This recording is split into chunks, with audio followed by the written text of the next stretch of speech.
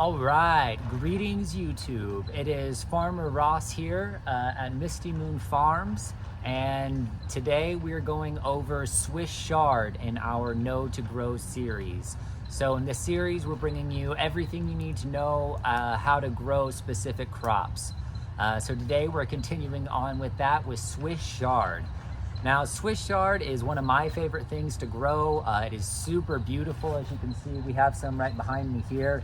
It's super beautiful, it's vibrant, it's colorful, and it's also my #1 selling crop right now and has been for the past several years. The freshness that I'm able to provide to chefs and restaurants versus what they can get through wholesalers is unparalleled. So it's become one of my biggest top sellers. And so I'm quite proficient at growing it. A lot of people love Swiss Chard. It's very versatile to cook with. You can make salads out of it. You can cook it down and it still retains its fullness, unlike spinach, which really wilts down. It's really good for soups and stews and things like that. And you can also use it for wraps. The leaves are so large, you can make, you can wrap up tacos or a bun replacement if you're avoiding gluten or something like that. So Swiss Chard's a really good crop to grow, and you can pretty much grow it year round, which is super duper awesome. It withstands up to 15 degrees cold, and it can tolerate up into the 90s for heat. And if it gets hotter than that, it doesn't really die, it just slows down. So you can pretty much grow it year round, which is awesome. And it's called a biannual, so it goes to seed every 2 years. So you can grow the same Swiss Chard plants for 2 years before it'll start to bolt, which means it'll start putting effort into making seeds and less into the greens that you want to eat. So one Swiss Chard plant for 2 years, which is also pretty nice. It takes about 60 days from seed to where something is harvestable, depending on the temperature and the soil. Or it takes about 60 days for the Swiss Chard plant to produce something harvestable. Different varieties of Swiss Chard. So Swiss Chard and beets are actually the same plant, and they've been bred for different purposes. The beets have been bred to produce nice bulbous roots, and Swiss Chard has been selected over the years to focus on giving you a nice, full, flavorful green on top that you'd eat. So otherwise, they're the same plant. So their seeds look the same, and they grow very similar. So varieties, there's pretty much red, white, and yellow Swiss Chard varieties. I personally prefer the rainbow Swiss Chard blend. It's very, very common. You can buy just the ruby red Chard or like a sunset yellow Chard, and I always get them mixed. There's no real difference in flavor or anything. I like the more rainbow look, so I recommend going rainbow, but there's no real difference to them other than the color and how they look. Germinating them, I do them in transplants. So I'll do my trays like I've shown you guys before, 1 seed per cell, and they take about a week to germinate. They're pretty quick. You want to keep them nice and moist with that hard outer shell. I feel like you need to keep them a little bit more moist than something like a lettuce or a kale. It takes a little bit longer to permeate that outer shell. But I do them transplant. You can do them direct, but I would recommend transplants if you can.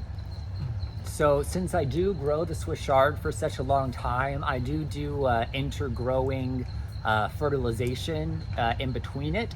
So after they've matured and they've been growing for maybe 3 or 4 months, I'll come through with my Biosol, which is a slow release pelletized organic fertilizer, and sprinkle that in at the base. Whatever fertilizer you're using, I recommend something that's slow releasing, which is normally in a pelletized form opposed to a liquid form. It's going to feed the plant for a lot longer, for up to 3 months.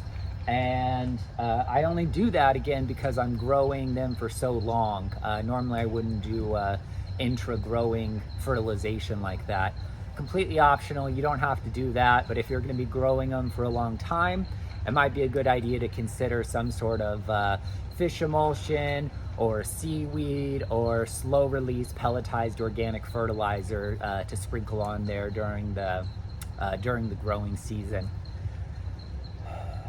Pests, now depending on the season, Swiss chard can be prone to pests.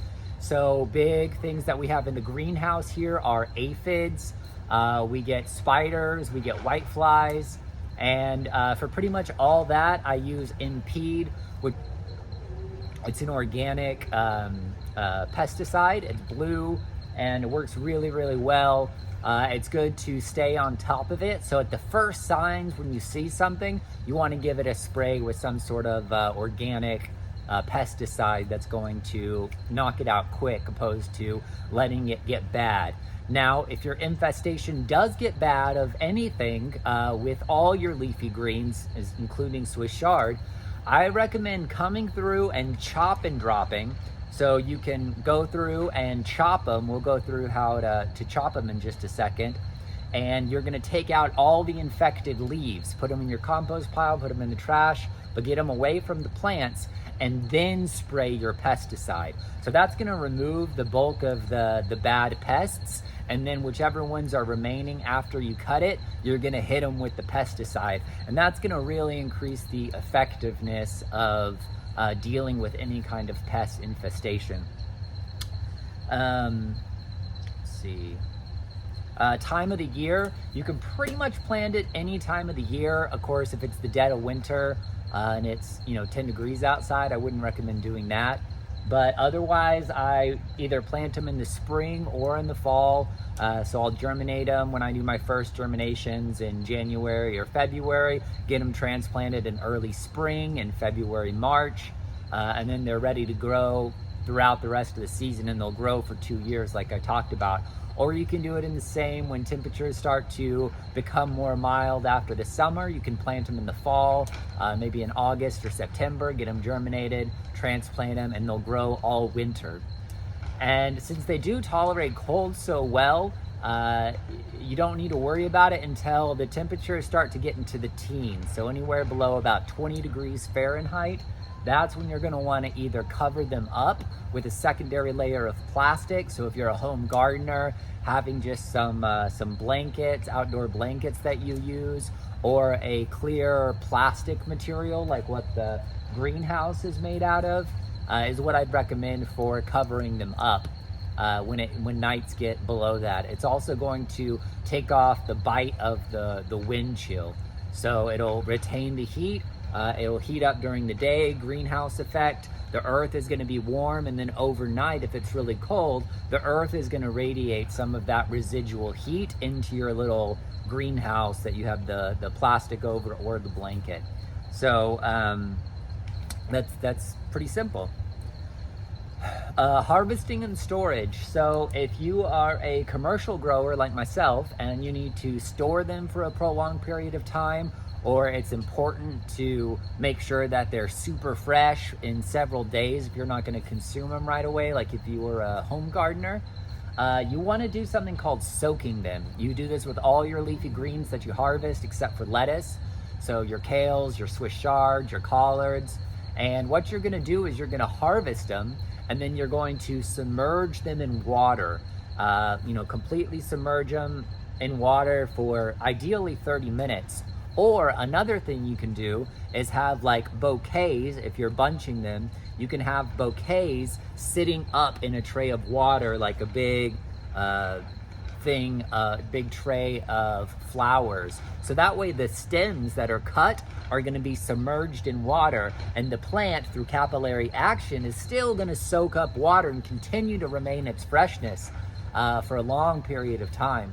You can also put them in a sealed bag. If you're going to be storing them in a fridge for a while, putting them in like a sealed trash bag with some water is also going to help retain that moisture for a long period of time in the fridge. So those are the tips on storing them, and hopefully we have some videos here of how we do that. Okay, so this is your Swiss chard plant.